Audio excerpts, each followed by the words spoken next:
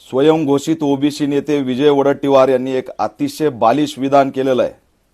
ओबीसींना समुद्रात टाका, ओबीसींना गोळ्या झाडा, ओबीसींना मारून टाका, अशा पद्धतीचे मूर्खपणाचे विधान या विजय वडेट्टीवार यांनी केलेले आहेत। ते सामाजिक नाहीत तर ते राजकीय आहेत।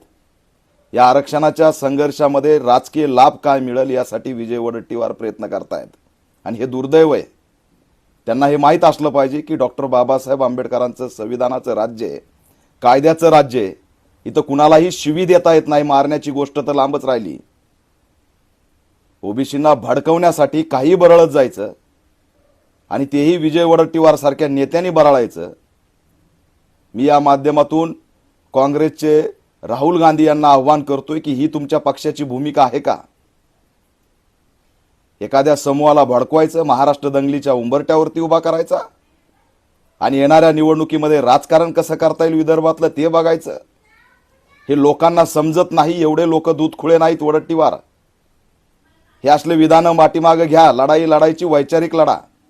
महाराष्ट्राला वैचारिक वारसा आहे, वैचारिक लढाईचं या ठिकाणी स्वागत झालेलं आहे।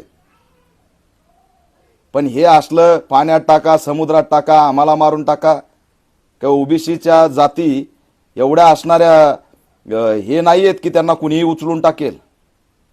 त्याच्यामुळे ओबीसी घटकांना माझं आव्हान आहे की हे सगळं जे चालू आहे ते राजकारणासाठी चालू आहे। या असल्या भूलथापांना बळी पडू नका आणि वडेट्टीवार यांना सुद्धा आमचा सल्ला आहे की काही विधानं करून महाराष्ट्रातला सामाजिक सलोखा बिघडू नका। ऑल इंडिया पॅन्थर सेना विजय वडेट्टीवार यांच्या विधानाचा निषेध करत आहे।